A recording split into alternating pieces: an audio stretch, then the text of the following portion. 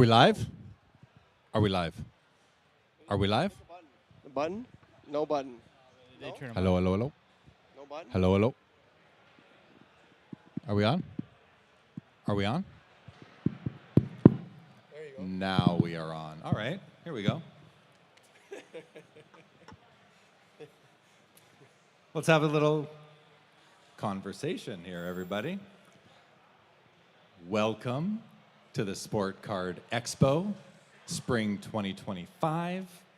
We are back on the main stage here. We're going to have a little discussion about the sports card hobby as it relates to all of us. My name is Jeremy Lee. I am the host of Sports Cards Live on YouTube and podcast, and I am joined by an esteemed panel, all three members of the hobby community who I greatly respect and enjoy their content. So quick introductions: Josh Madigan from the Hockey Cards Gong Show.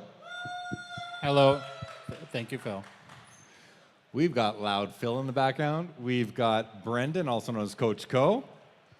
Come on, Phil. And we also have King of the Cards. Kyle Kravitz has come up from the United States of America. Thank you, Phil. Don't go away. We're going to need you some more. We're going to need you for some more. All right. Well, let's just get into some questions, and I'm gonna give away my secret for this one. I've held these. I've moderated these discussions before here at the Expo with you guys before, and I've always come up with the questions myself. But this time, I actually tapped into AI, and I said to AI, you know, I'm going to be moderating a panel at the Sport Card Expo with some sports card content creators and influencers, and what could we ask them that would be a little bit maybe provocative and sort of interesting, off the beaten path. So we're going to jump in. I don't even know what they all are, but we're going to jump in with one that is titled "The State of Confidence in the Market." And the question is, how would you describe collector and investor confidence right now, and what are the signals that you are watching to gauge it? And it's interesting because especially Kyle's out at all the card shows, Brendan's out at many card shows, Josh, he comes to the Expo here in Canada. He's from Minnesota. So I'm going to put this one on the far end. We're going to start with you, Kyle. And again, I read you the question, but what are you noticing when you're buying cards from people, you're selling cards out in the marketplace? Are people confident in the sports card hobby right now, and as far as really deploying some of their capital into this cardboard? Well, first of all, you said that question was from ChatGPT. You might be out of a job soon. This is concerning times. Hey, speaking for all of us there, right? I know.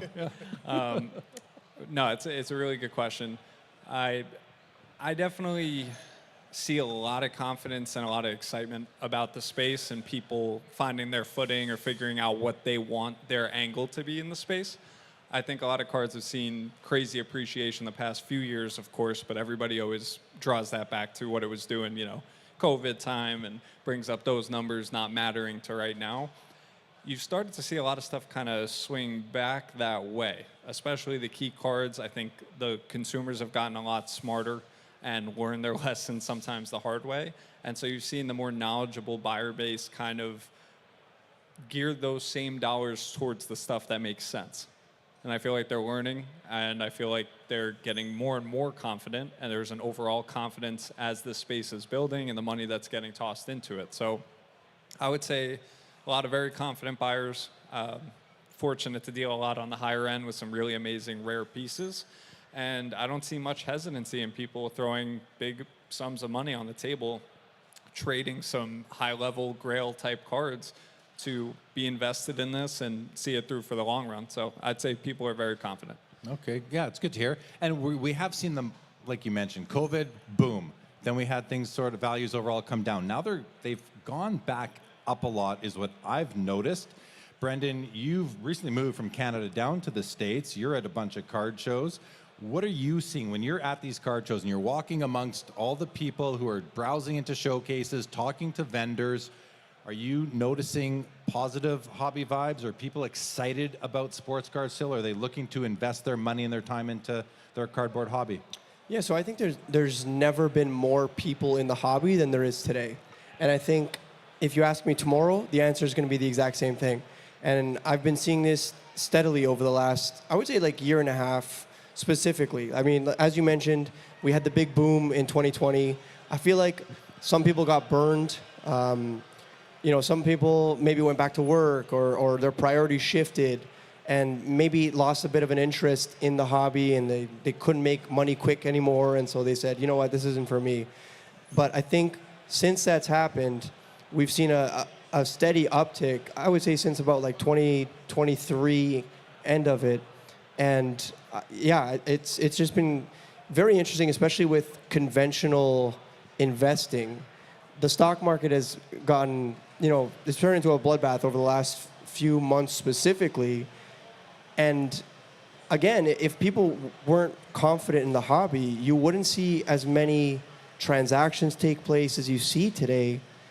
And the liquidity is just out there. Like, it is very interesting. So, to answer your question, I think there's a lot of confidence in the hobby. I think there's a lot of confidence in sports cards. And, even more so than that, I think there's a lot of people really putting money into the things they genuinely care about, which makes me the happiest, truthfully, because it's not about like liquid cards and, it is about preserving value to a certain extent, but a lot of that has to do with kind of like evoking those memories. And man, that's what the hobby's all about. Being connected to the teams that we've grown up and still love and watch. And there is empirical evidence to support that. We are seeing more transactions, perhaps at prices that were lower than we saw during the peak run. But that speaks to what you said, that there is more and more people in the hobby now than ever. And the fact that card shows are super busy is further evidence of that. Now, on this Hockey Cards Gong show, Josh, you guys talk a lot, and you do a special show now once a week where you cover the top 5 sales in the hockey segment of the hobby. What's your take right now as far as like high end versus mid end versus low end? And amongst your, the listeners of your show, and when you do your, Phil on Friday nights with Phil, Who? Yeah, is that his name? Is it Never met him. Philberto? What are you noticing though when you're out about at shows and even just going through the data that you comb through on a regular basis? Are we seeing more and more high value cards being sold, more mid, more low? What's your just general gut feel on that? Well, I'll piggyback off something Kyle said, and I think it's the right cards are selling for a lot of money. And there's a lot of manufactured scarcity right now in the hobby, and cards that are maybe tons of parallels that are low numbered, but really there's nothing special enough about them to last. But as you gain knowledge in what you're collecting and you start to understand what the true special cards are and the right cards, that we're seeing records almost daily on cards like that, and I think some of the more common stuff is the prices will go down as people realize that this is, not as common maybe as your initial impression of it was. Yeah, we're seeing a lot of people, there's a movement towards consolidation. People are taking, maybe 10 cards worth $10 each and trading them in for one card worth $100 and scaling it up that way. And I'm noticing a lot more of that, which is also allowing people to get into more valuable cards than they used to get into. Did you have something to add to that? No? I'm just enjoying what you're saying. Oh, thank you. Yeah, well, we've done our share of sitting on the screen together, that's for sure. Okay, let's turn the camera around on the, and I know none of us probably love the word influencer. We're content creators. That's really what we do. We create content for the hobby. And the question, and again, when you put a video up on YouTube, there's a question that you have to answer, which was, is there any, I forget how it's worded, but is there any like AI involved in your content? You have to tell YouTube that. So that's why I'm telling you guys that I got these questions from AI. I don't mind telling you that. So the next one, I want to turn the camera around. And this one reads, let's turn the camera inward for a second. How do you see influencers shaping the market today? Are there risks? So in a way, this is about us sort of being self-aware. And again, it says influencers, but content creators. So let's just start at the end again. Kyle, your content, your YouTube channel, your Instagram, your TikTok, you've got a lot of people watching you on a regular basis, following your activities. And Are there? That's so funny. It's not activities. I like that. the verbiage. I've I never was put it that way. going to Spot say on. antics, but I thought that might be a little disrespect. Might I not think sound that would have great. been more on brand. Yeah, but- more. That would have been more on brand. Huh? Yeah, good. But seriously, are there risks to you, to us, for putting ourselves out there and creating content in the hobby? How do you approach that? How do you? I don't know. How do you manage that and protect yourself from any downside risk? Yeah, I don't want to be corny here, but the whole, great power, great responsibility thing is truthful. Like, I care about this space, and I know that anybody who's been watching me for a long time knows that enough to know that the number of followers changing isn't going to change how I'm approaching it. I think it just has to do with the intentions of the individual and how they're going about things. I think we have that responsibility. And if you're asking how to be careful about that, it comes back to your intention with everything you're doing. Making sure that for me, for example, any of the deals that I'm doing, trying to do right by that person. Anytime that a kid's coming up to me telling me that they're inspired by something I'm doing, to really try to make sure that, even as crazy as it gets sometimes at the booth or walking around the show, to take that minute and at least shake hands and introduce myself and ask their name, those kind of things. So really trying to set a positive example. If people are giving me that, amazing opportunity to do so and putting me in this position, then to serve that position back and do my best by that. What about you, Coach Co? What are some of the factors involved in creating content, being on the road a lot? Again, you recently moved from the GTA down to North Carolina, I believe. South Carolina. South Carolina. Yeah. Welcome to the other Welcome. side. Yeah, Welcome. South of the been great. border. 3 Americans and a Canadian. Yeah, that's Still Canadian. He's a Canadian living in the States, but we have 3 American residents and 1 Canadian on the stage. That's good. It shows that we're getting a lot of people from down south coming up here. You guys do represent the communities down there. So we got Minnesota represented very well. Oh yeah, real south in Minnesota. Are you still Florida? Yeah. Tampa, Florida. Tampa, Florida. We got Tampa Bay up here. But Brendan, speak to the same thing you can. Just how have you enjoyed being a content creator, and are there any things that you do to, because let's face it, when you put yourself out there, there are people that want to find something wrong that you've done. How do you manage that and maintain your what is a wonderful reputation? Yeah, I mean, it depends who you ask about the reputation, but I would say it's just like much to what Kyle just mentioned is like just staying true to who you are. So much of my journey in the sports cards and memorabilia and then the hobby at large has really just been about curiosity. Like that is, in essence, who I am every single day in this hobby. And so I'm just constantly trying to learn as much information as possible. So if I'm interested in something, I'm not selling it to you. I'm genuinely, I think it's exciting, or I think that this is a great story. Recently, I've really been leaning into other people who are super passionate about whatever it is that they collect, and I actually want to learn more. So I really, I'm very conscious. So like, I'm not selling you anything. Like, I just want you to hear these wonderful stories from wonderful people who are incredibly passionate about things. And if it's something that you happen to be passionate about, great. Guess what? I might have just given you like a reprieve from everyday life. Yeah. And if not, then that's cool. And you think it's overrated or too expensive, or why would anyone want to own this? Again, that's awesome. Like, I'm not asking you, I'm not telling you.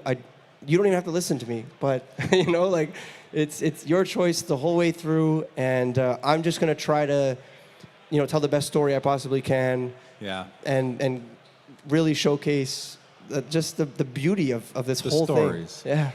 Yeah. It's interesting because anybody who listens or watches, they can shut any of us off at any time that they want, and they're free to, and please do. If you don't enjoy what you're consuming, you need to protect yourself, and your time is certainly valuable. But I think your approach is great. If you are just presenting stories and you're passionate and you're authentic about it, no one can think that you have any ulterior type of motives. Now, Josh, the Gong Show, you have now, since we last sat on the stage together, you have some additional video content that you're doing, some spin-offs, if you will. You've just launched hockeychecklist.com, a great resource you're trying to provide for the hobby. What has it been like for you to transition from just, hey, we're going to do a podcast, to becoming what I'm going to call, and you can tell us if you feel this way about yourself, but becoming a professional content creator and somebody who is really providing services besides just a podcast to the hobby? What's it been like? It's been a lot of fun, challenging too, of course. And the big thing for us in our show is, and I'm sure you guys can agree with this, when you're a content creator, the easiest way to get a short-term victory is to burn the hobby down. If you want cheap views, just put a video and talk about why company A is ripping off or scamming people. But the way, kind of our approach is, we love this hobby and we don't want to burn it down. It doesn't mean that there isn't instances, of course, where information needs to be shared about what people are doing. But our role specifically is to build the hobby up, share why this is such an amazing community, why the people are so amazing, and we'll leave that stuff to other people.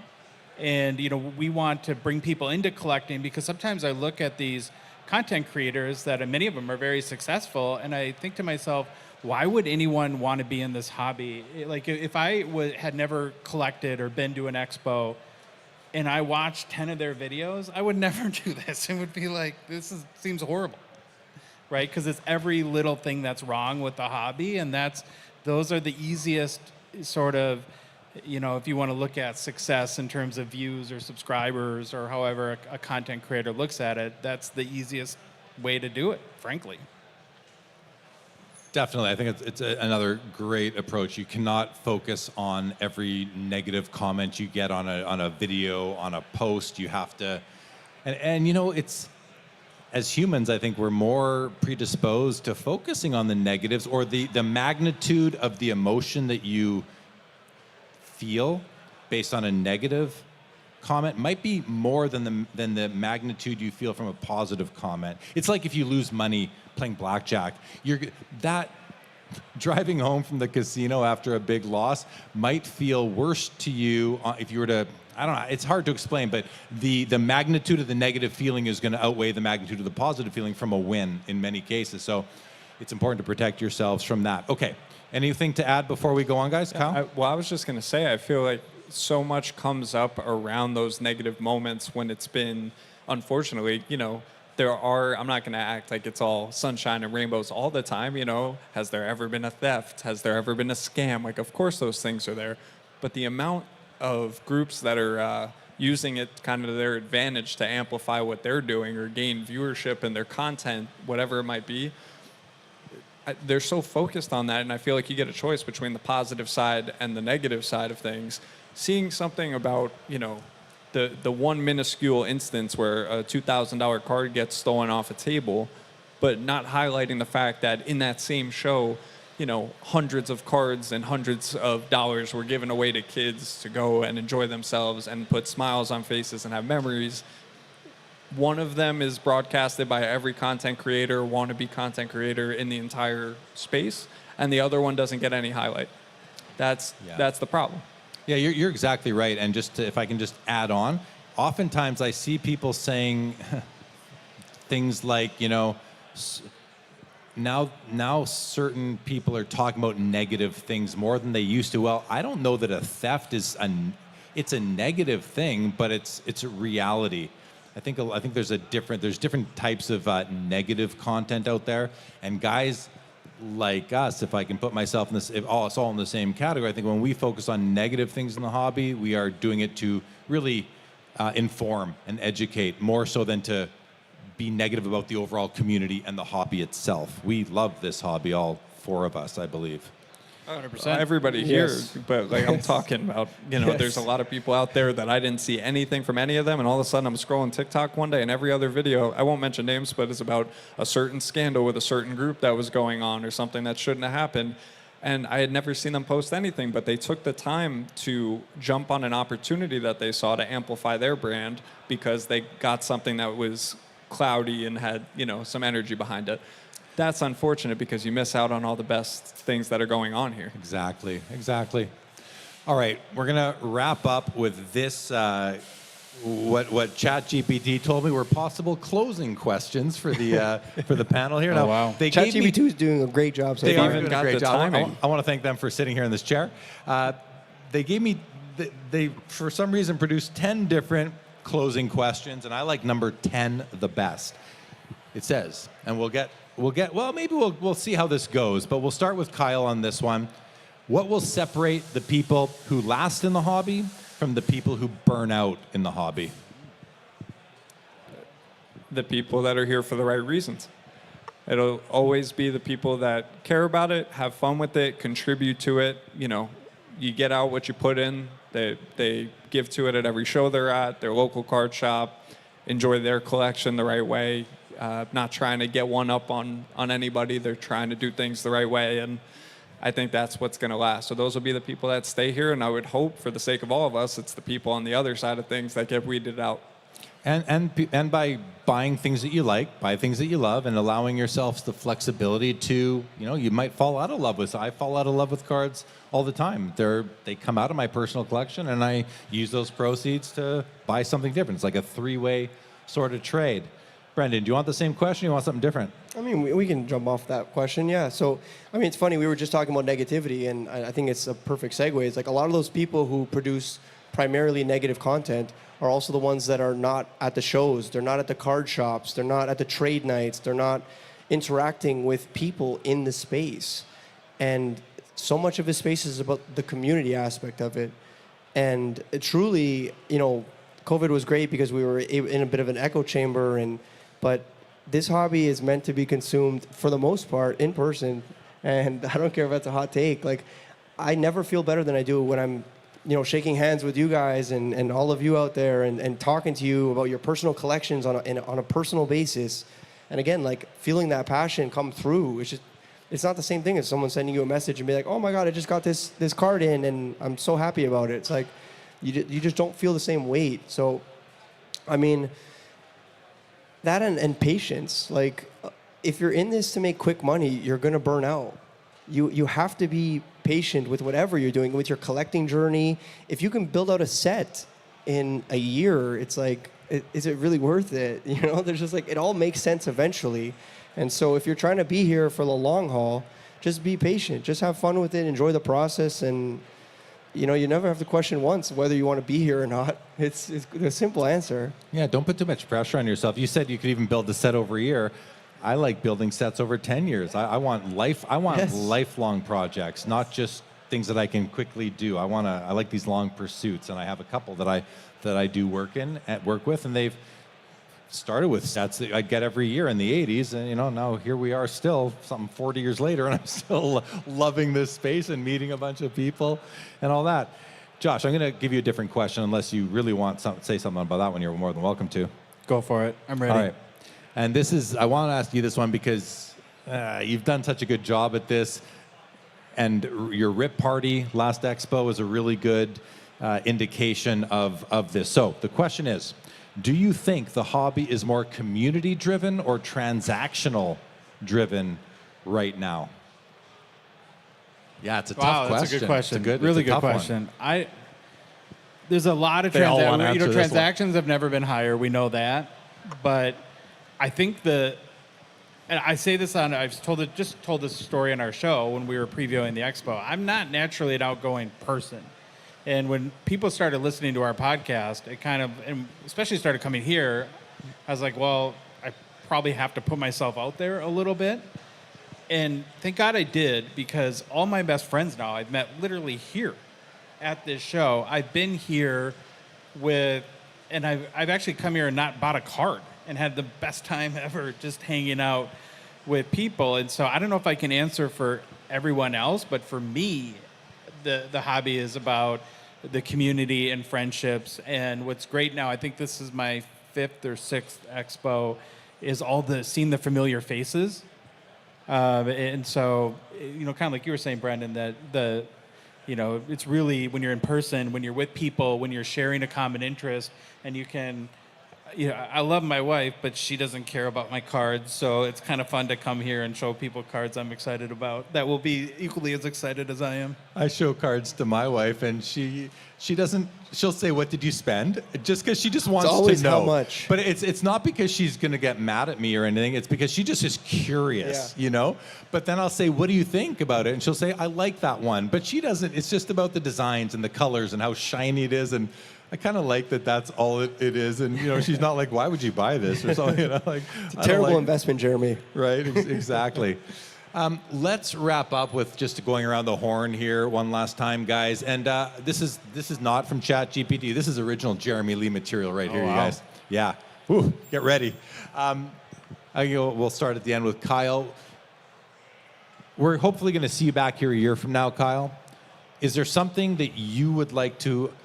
I'm going to give you two options. You'd like to accomplish yourself, any goals you have for you and your content, your hobby content career that you'd like to be able to say a year from now that, this is what I've done in the last year, and, I hope you guys like it.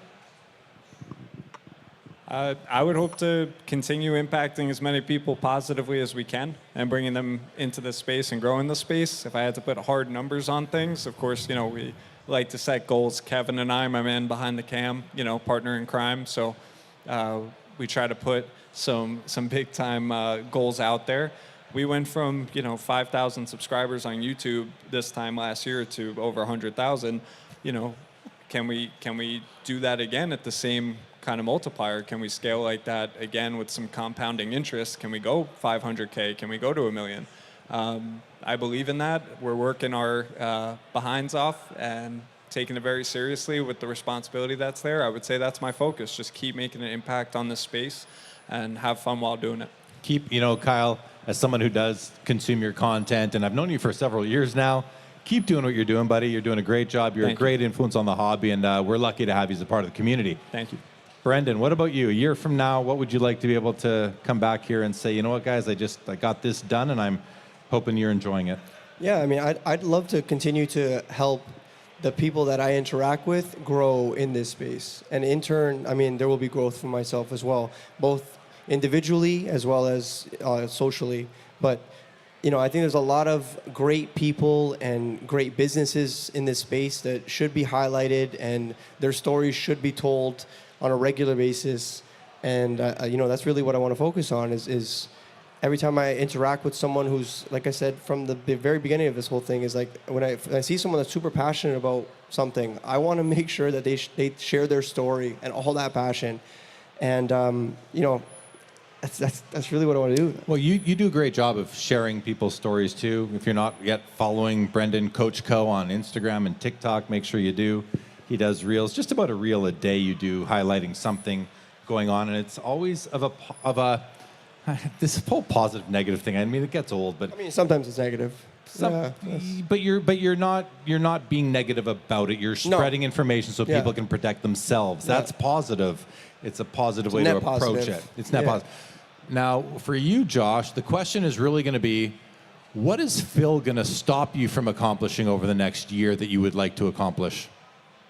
Well, he was either going to get us arrested or sued, probably sooner than later. But no, our goal is, we take very seriously trying to, because we publish a show twice a week, and it's about making the best possible show we can every single time. And it's kind of it feels like a sprint that never ends. But what I think about a lot is that, we don't take for granted that somebody spends 2 hours, 3 hours with us, and that's a huge responsibility to return on that investment that they're making in us by giving them something to think about for their own collection, educating them about a new product that comes out, or making them laugh, or the best thing the best compliment we ever get is when somebody messages and said, "Oh, I was heading into work on Monday morning and dreading the week, but then I saw that you had a new episode and it made the day go by so much faster." I mean, that puts so much juice